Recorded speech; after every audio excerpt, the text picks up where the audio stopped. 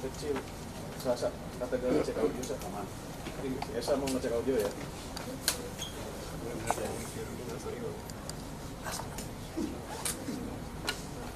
Mana kalau kita permainan sulap dulu sebentar? Iya. Artinya ini pindahkan ke kantong masing-masing. Setuju Pak. Bukan suap kan, sulap. Samping metro. Kalau Mbak ini kan nggak mau suap, ini sulap. Thank you, Pak. Nunggu penetapan aja.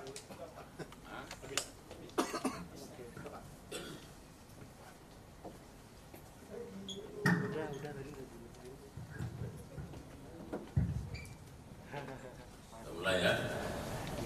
Assalamualaikum warahmatullahi wabarakatuh. Selamat malam, salam sejahtera untuk kita sekalian. Salam, swastiastu, namo buddhaya, salam kebajikan, salam bahagia, salam sehat, rahayu. Yang tentu sama-sama kita hormati Pak Direktur Penyidikan pada Jampitsus. Beliau didampingi Kasubdit Penyelidikan dan Kasubdit Penyidikan, ya. Dan Kapus Penkum beserta Kabid Humas, serta yang sangat-sangat kami banggakan, kami hormati rekan-rekan media yang terus telah berlelah hingga malam hari terus mendampingi kami dengan setia dan hadir pada kesempatan yang baik ini dalam rangka kita akan mengikuti keterangan pers yang akan disampaikan oleh Direktur Penyidikan terkait dengan perkembangan penyidikan perkara dugaan tindak pidana korupsi suap dan atau gratifikasi terkait penanganan perkara di Pengadilan Negeri Surabaya atas nama Ronald Tangan ya, beberapa waktu yang lalu. Nah, jadi ini terus berkembang, dan sebelum Pak Direktur Penyidikan menyampaikan siaran persnya, perlu rekan-rekan ketahui bahwa penyidik dalam kurun waktu hingga saat ini terus melakukan pendalaman dan pengkajian terhadap perkara ini yang kita tahu sudah melibatkan beberapa orang, dan berdasarkan informasi yang diperoleh oleh penyidik dari masyarakat, dan itu terus dikembangkan sampai pada hari ini penyidik melakukan penggeledahan ya, sejak tadi pagi, sejak subuh. Nanti akan dijelaskan di beberapa tempat, dan kemudian melakukan pengamanan atau penangkapan terhadap seseorang yang berada di Sumatera Selatan ya, di Palembang, dan dibawa ke Kejaksaan Agung, diperiksa dan ditetapkan statusnya. Oleh karenanya rekan-rekan media, mari kita simak secara seksama keterangan pers yang akan disampaikan oleh Direktur Penyidikan. Kami persilakan. Assalamualaikum warahmatullahi wabarakatuh. Waalaikumsalam warahmatullahi wabarakatuh. Selamat malam bagi kita semua. Yang saya hormati Kapus Penkum Pak Andi Siregar, para Kasubdit dan teman-teman media massa yang hadir pada malam hari ini. Izinkan saya menyampaikan perkembangan penyidikan perkara dugaan tindak pidana korupsi suap dan atau gratifikasi terkait penanganan perkara di Pengadilan Negeri Surabaya. Saudara-saudara, teman-teman jurnalis yang saya hormati, bahwa perkembangan penyidikan perkara tindak pidana korupsi suap dan atau gratifikasi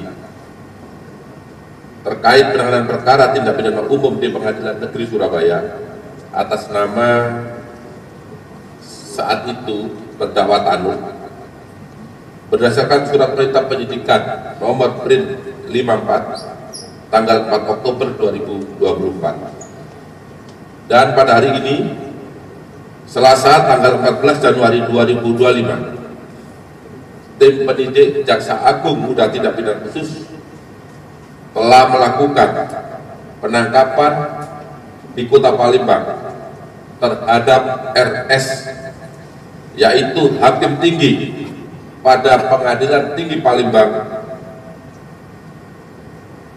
dan mantan Ketua Pengadilan Negeri Surabaya yang diduga melakukan tindak pidana korupsi, yaitu suap dan atau gratifikasi terkait penanganan perkara tindak pidana umum di Pengadilan Negeri Surabaya atas nama Ronald Tanu.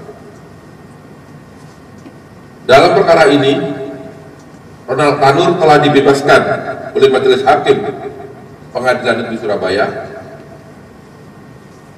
yaitu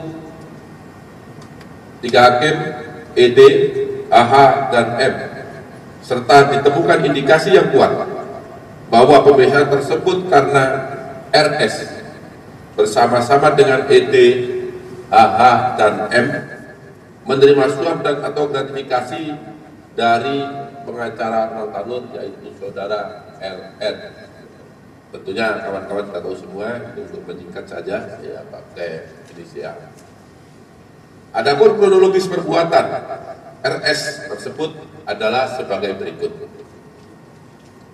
Tersangka LR awalnya meminta kepada ZR agar diperkenalkan kepada RS yang saat itu menjabat sebagai Ketua Pengadilan Negeri Surabaya dengan maksud untuk memilih majelis hakim yang akan menyidangkan Ronald Tanu.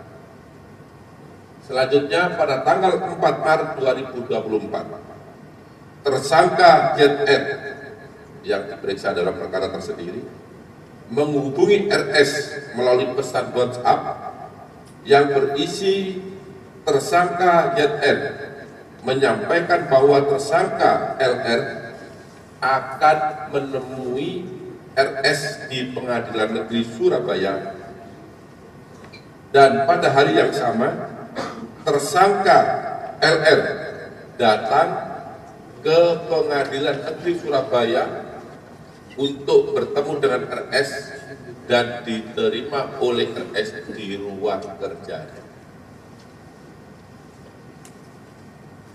Di dalam pertemuan tersebut, LR meminta dan memastikan nama hakim yang akan menyidangkan perkara Ronald Tanu, yang kemudian dijawab oleh RS bahwa hakim yang akan menyidangkan perkara Ronald Tanu adalah ED, M, dan AH.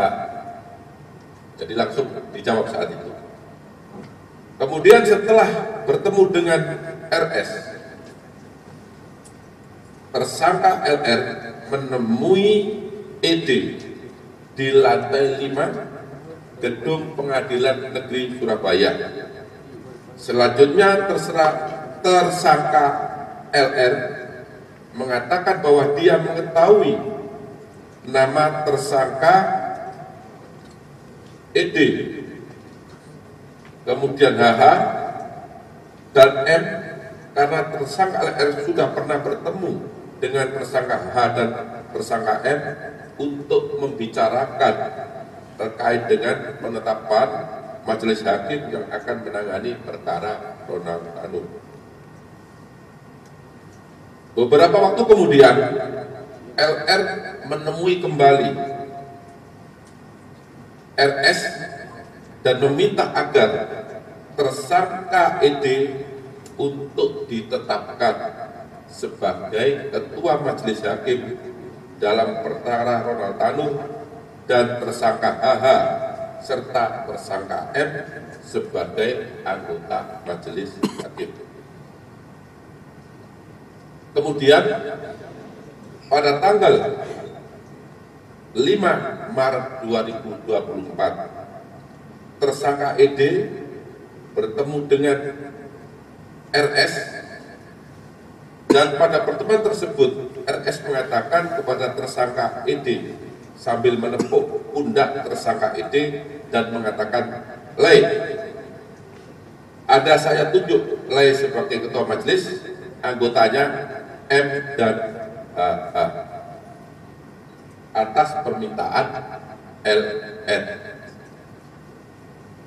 Selanjutnya pada tanggal 5 Maret 2024 dikeluarkanlah penetapan nomor 454-B/2024/PN Surabaya yang ditandatangani oleh Wakil Ketua Pengadilan Negeri Surabaya atas nama Ketua Pengadilan Negeri Surabaya saat itu, dengan menunjuk susunan majelis hakim dengan komposisi sebagai ketua majelis adalah tersangka ED, anggota tersangka M, dan tersangka HH. Padahal pelimpahan perkara tersebut telah dilakukan sejak tanggal 22 Februari 2024. Artinya sejak perkara dilimpahkan ke pengadilan, 12 hari kemudian baru ada penetapan penunjukan majelis hakim yang menangani perkara Ronald Tanur. Kemudian tersangka LR bersepakat dengan tersangka MB, yaitu Ibu Ronald Tanur, untuk biaya pengurusan perkara Ronald Tanur berasal dari tersangka MB, dan apabila ada biaya dari tersangka LR yang terpakai terlebih dahulu untuk pengurusan perkara tersebut akan diganti oleh tersangka MB.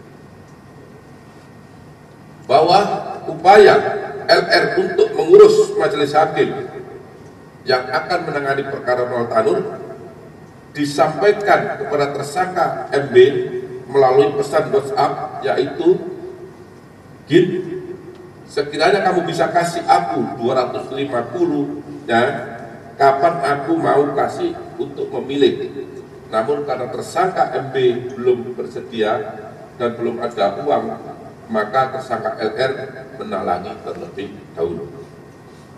Selanjutnya pada tanggal 1 Juni 2024 bertempat di Gerai Dunkin Donat,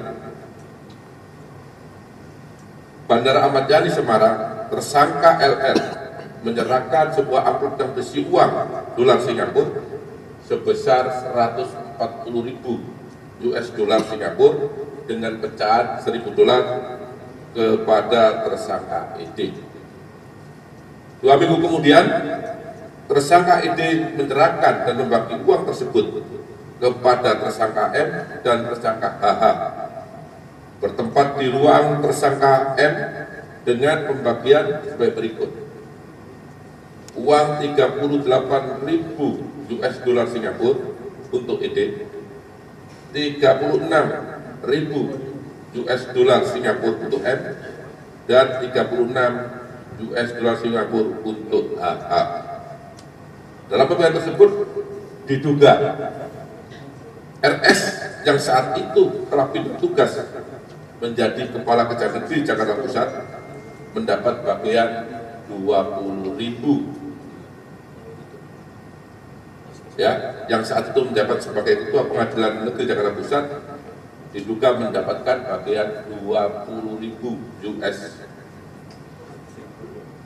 dolar Singapura melalui tersangka ED, dan yang langsung diberikan oleh Lisa sebesar 43.000 dolar Singapura. Bahwa selama perkara Ronald Tanur berproses sampai dengan putusan Pengadilan Negeri Surabaya, tersangka MB telah menyerahkan sejumlah uang kepada tersangka LR selaku penasihat hukum Ronald Tanur, totalnya 1,5 miliar yang diberikan secara bertahap.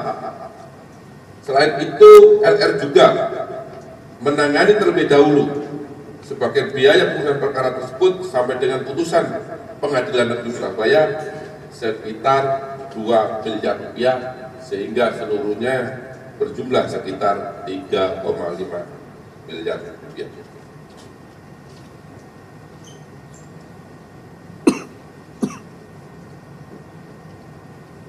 Kemudian pada saat dilakukan penggeledahan di rumah tersangka LR yang beralamat di Kendal Sari beberapa saat yang lalu, yaitu tepatnya di Kelurahan Penjaringan Sari, Kecamatan Rungkut, Kota Surabaya, ditemukan amplop putih yang salah satu tulisannya mengatakan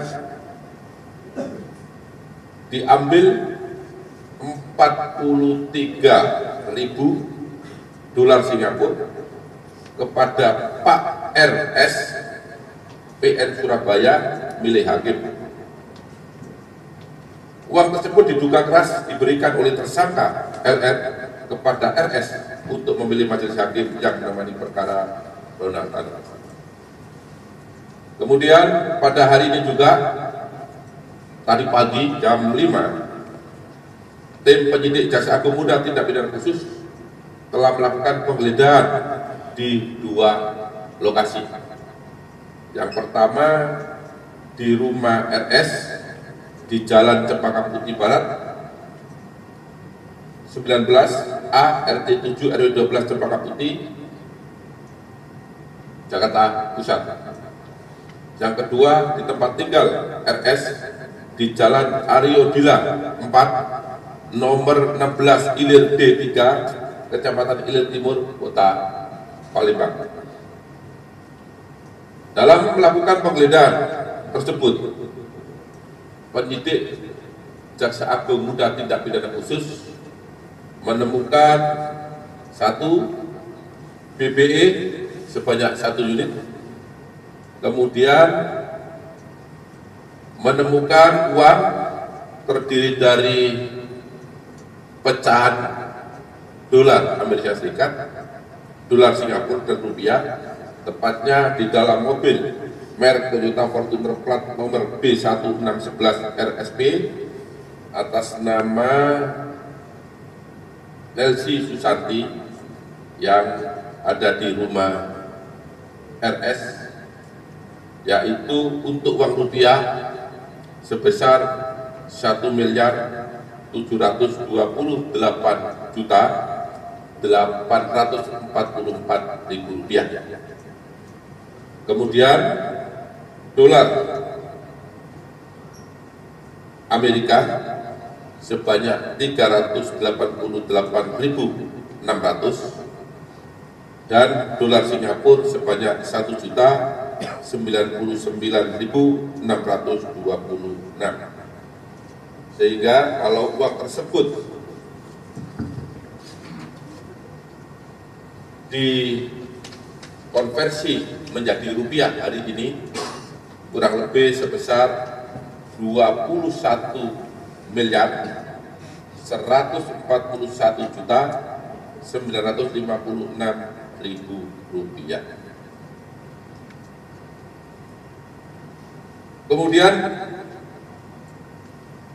setelah melakukan penangkapan terhadap RS tadi pagi, dibawa ke Jakarta dari Palembang dan mendarat di Bandara Udara Halim Perdana Kusuma, selanjutnya ke RS karena ditemukan bukti yang cukup adanya tindak pidana korupsi. Setelah dilakukan pemeriksaan,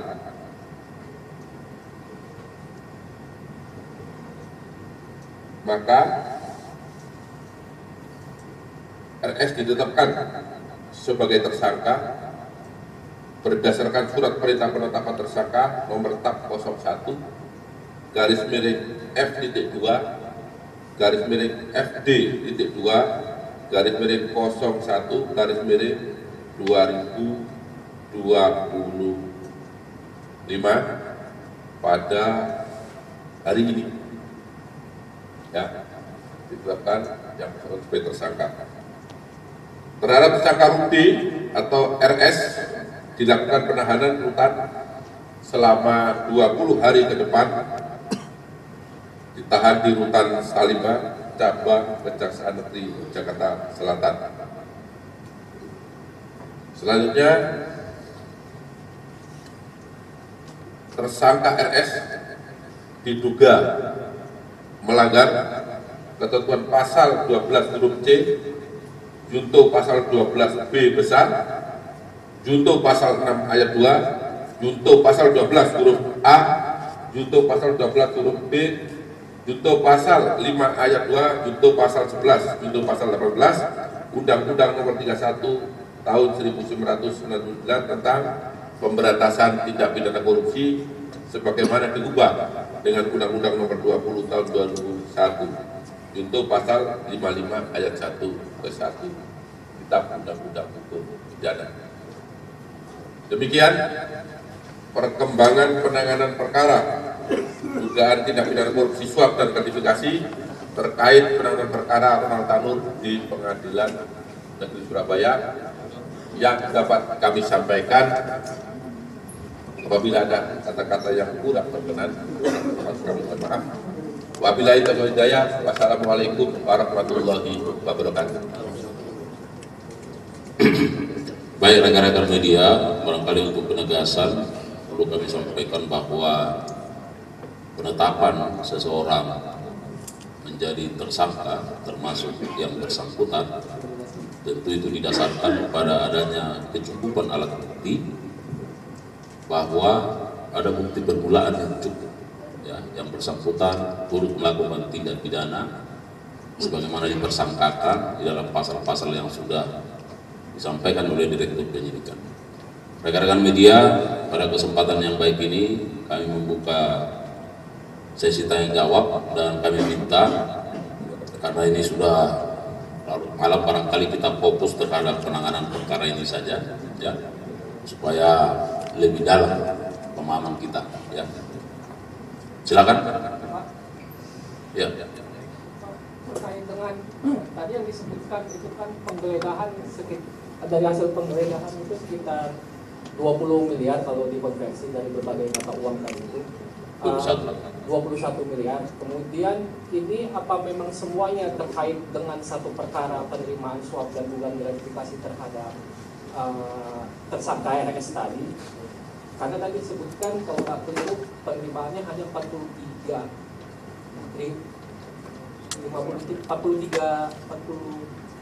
ribu dolar Singapura. 43 ribu ditambah 20 ribu. Iya. Nah, apa itu kan tidak match itu antara penerima dan hasil geledah. Yang kedua terkait RS ini, memang apakah statusnya masih sebagai seorang hakim aktif di Pengadilan Tinggi Sumatera Selatan? Kemudian terkait dengan tersangka RS ini di berkas perkaranya terdakwa Lisa Rahmat dan Merista itu disebutkan satu paket dengan Panitera atas nama Siswanto. Nah, apakah memang Siswanto ini disebutkan di berkas perkara dua terdakwa yang sudah disidangkan itu juga turut menerima sekitar 10.000 dolar Singapura kalau tidak keliru. Apakah memang Siswanto ini juga nantinya juga bakal dibawa juga ditetapkan sebagai tersangka atau bagaimana? Itu aja, Mas. Silakan. Ya. Terima kasih pertanyaannya. Saya jawab bahwa memang benar berdasarkan fakta dan alat bukti si RS ini diduga menerima uang. Tadi saya katakan di depan, ya, sebanyak 43.000 US Singapura dan satunya lagi 20.000, di mana 20.000 diduga diterima dari Ketua Majelis Hakim yaitu ED dan 43 diduga diterima dari penasihat hukum, ya. Kemudian atas dasar penggeledahan itu kita ternyata menemukan lebih dari apa yang diduga diterima. Untuk itu kelebihan uang ini nanti akan kita dalami. Dari mana uang ini berasal? Yang pasti, sebagaimana telah kami sampaikan tadi, beberapa pasal yang disangkakan kepada tersangka, karena data menjadi tersangka, maka juga di sana ada pasal 12 huruf B besar, yaitu tentang gratifikasi. Untuk kepastiannya dari mana, saya minta teman-teman sabar, ya. Semua pasti perlu proses. Ya, kami baru melakukan pemeriksaan, penyidik baru melakukan pemeriksaan 2 jam, dan setelah 2 jam cukup 2 alat bukti, kami tetapkan yang bersangkutan sebagai tersangka dan langsung kami adakan rilis dengan teman-teman pers.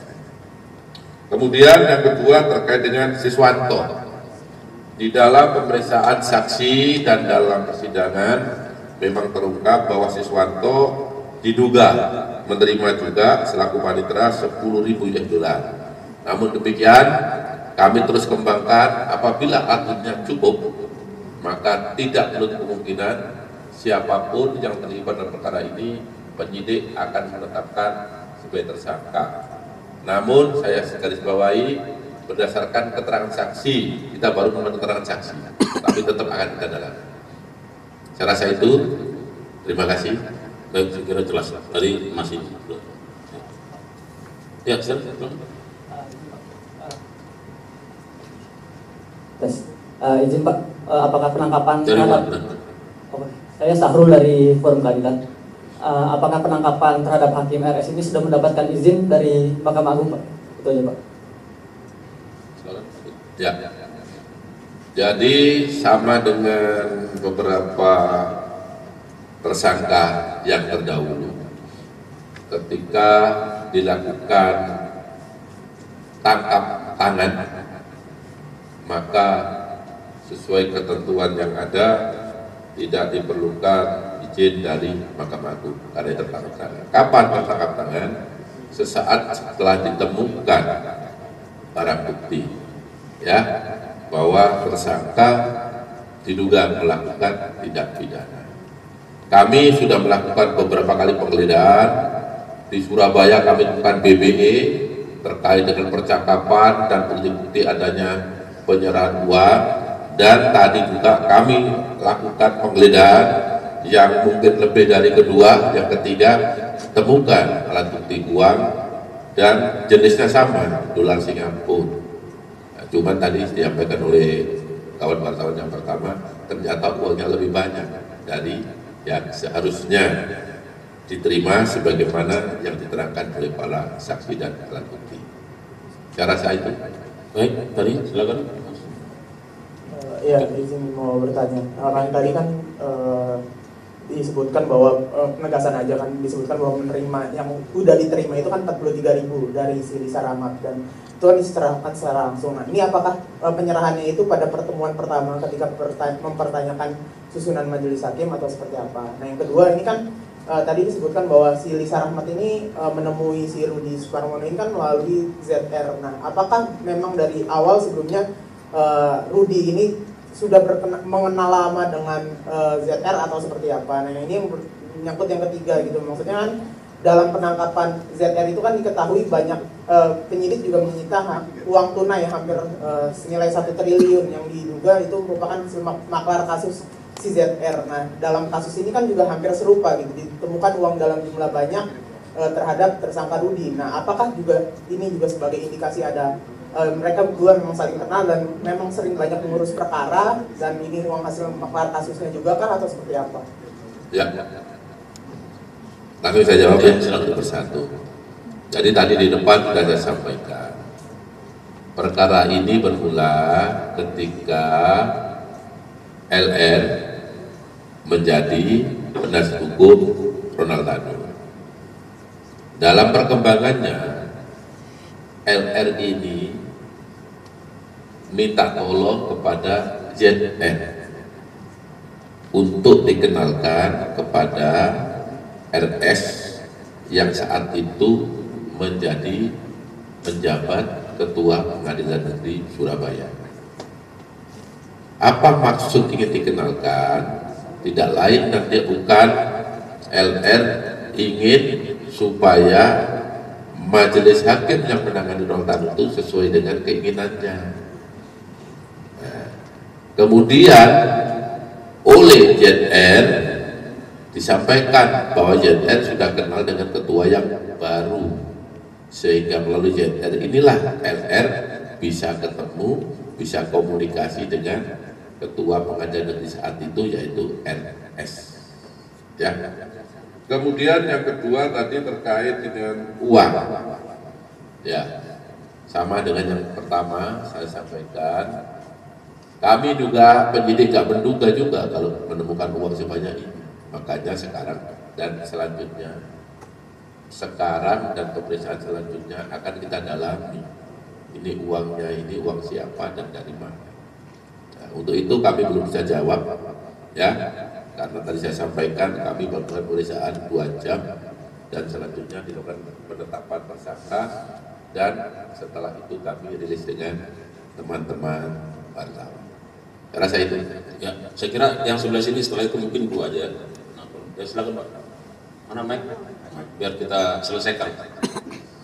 Persis jam 9. Izin Pak, saya dari Kompas.com. Pertanyaan saya tadi kan ada sejumlah uang ya Pak yang ditemukan di dalam mobilnya. Itu ada dugaan nggak ya? Apakah uangnya untuk mau dikasih ke orang lain atau mungkin mau dibawa kabur atau dimasukkan ke bank itu atau Pak?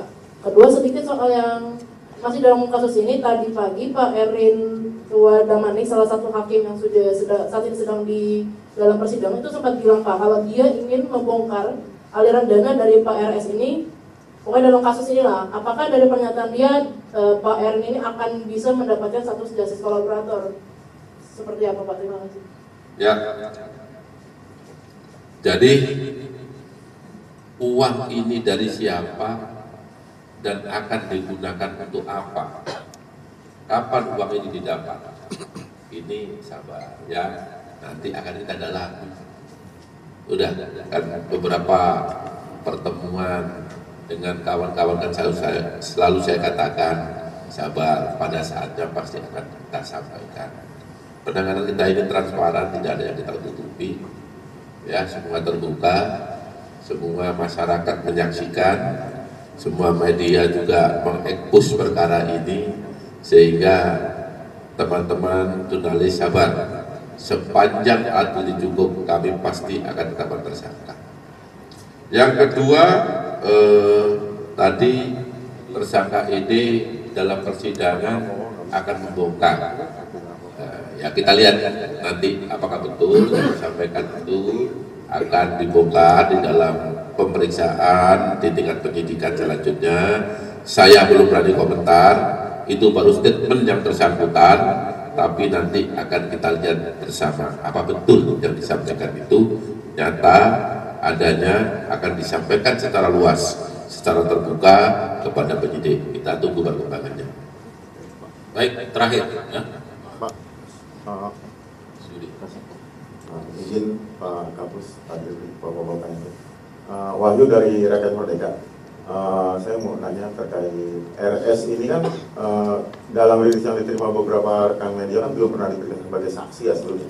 Hari ini dijemput paksa karena selalu mangkir karena tidak dipanggil, tidak pernah datang, atau langsung ditetapkan sebagai tersangka sebelum pemeriksaan. Itu aja, terima kasih. Ya. Jadi RS ya, setelah penyidik melakukan ekspos atau gelar perkara, ditemukan bukti yang cukup kuat